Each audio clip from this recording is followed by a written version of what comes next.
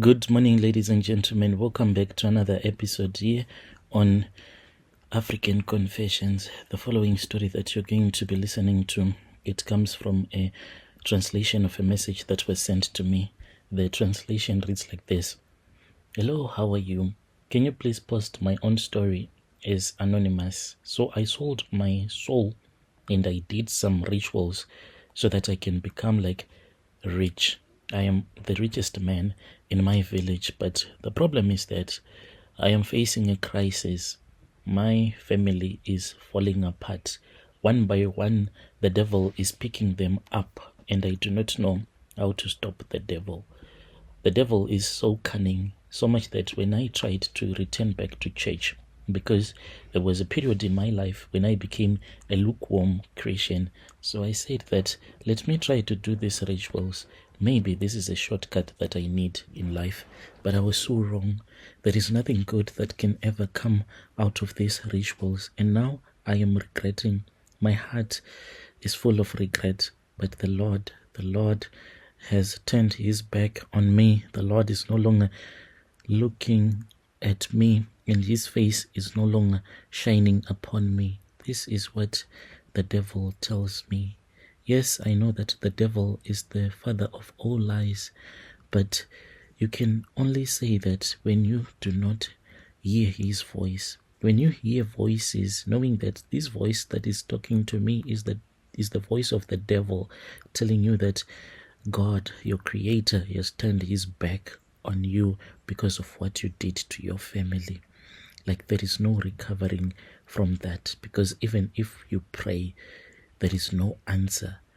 Some people think that when God answers you, you need to see physical evidence, but the fact that you can just go before the Lord, knowing that you are speaking with the one who created you, that is God answering back to you.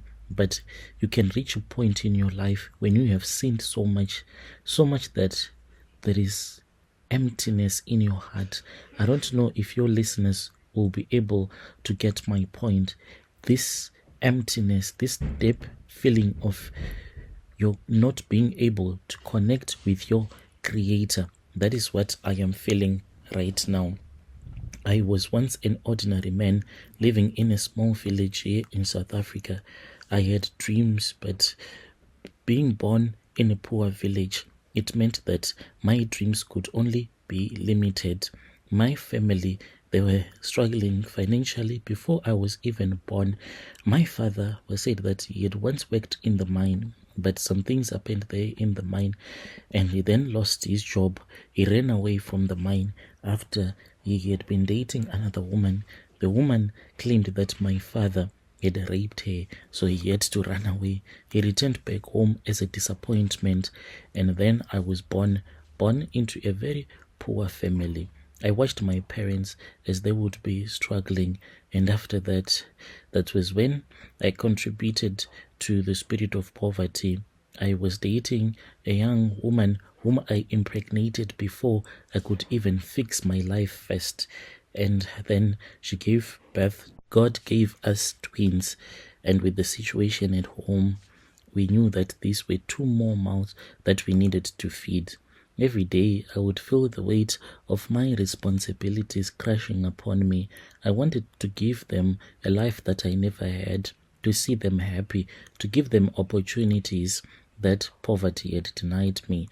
My wife, she was supportive, a good Christian woman. She believed in me no matter what. One evening, that was when I met someone who told me that since I had tried Christianity, he said, you have tried Christianity, why don't you try other things? I said, things like what? He then told me about the man whom I knew who was from my own village, but he was a Sangoma. And he said, if you could get someone like him and he can assist you, maybe your ancestors are not happy with something. If you speak with your ancestors, it might be a very small ceremony that they will require. Maybe for you to just slaughter a goat, and after you would have slaughtered the goat, they will bless you for the rest of your life.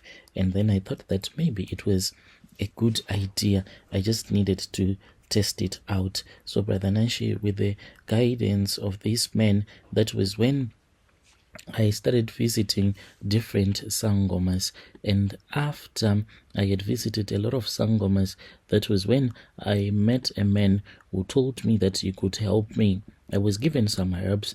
These herbs, I had to use them each and every time when I would be sleeping with my wife. Even my wife, she was like complaining at that time, because when I would go to bed, I would be wearing a short, and when it will be time for us to make love, I would not completely remove the short. I'll just bring it down to my knees, because in the pockets of that short, that is where the herbs will be. And she used to complain, and she would be like, the way that you are sleeping with me, it is like I am a prostitute. Why are you treating me in such a way? But Brother Nashi, that was when I finished doing those rituals, and then money started coming to me. And then after I had made so much money, me and my wife, we moved out of the village. I bought some taxis, started a small business for my wife. But after I had started a business for her, that was when my wife started to get so sick. Then I returned back to that Sangoma. When I returned back to the Sangoma, that was when the Sangoma told me that I was not supposed to start a business for my wife, and I had made the ancestors to be so angry. And I said, since the ancestors are angry, what am I supposed to do?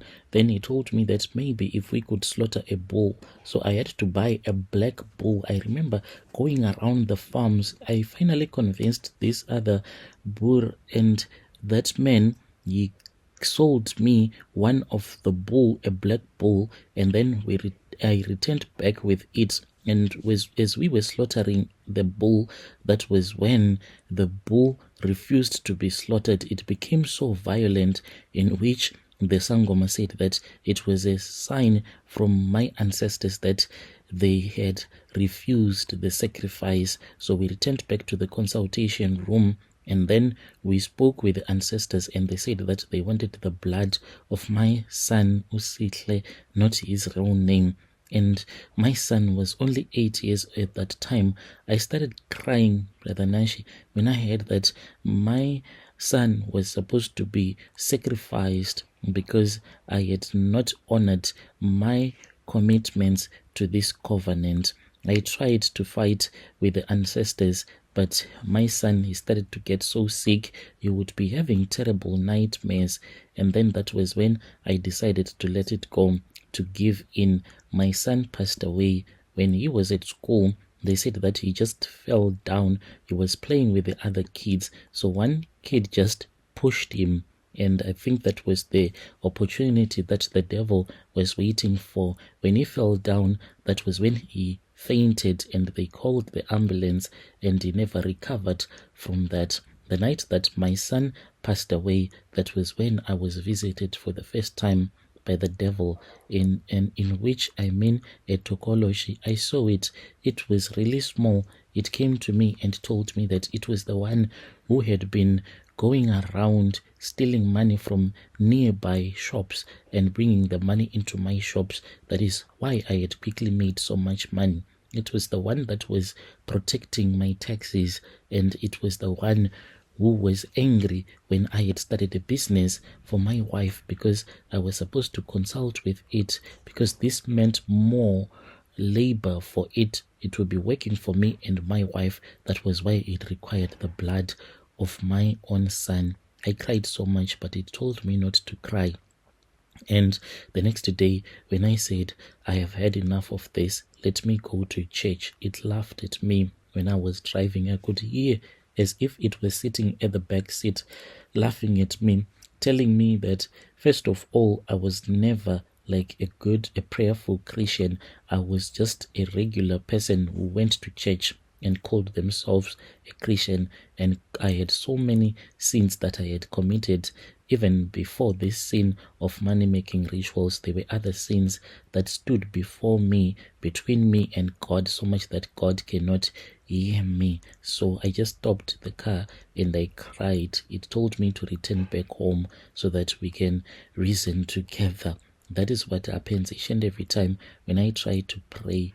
I hear the voice of the devil telling me that God does not hear me because of my sins that I committed.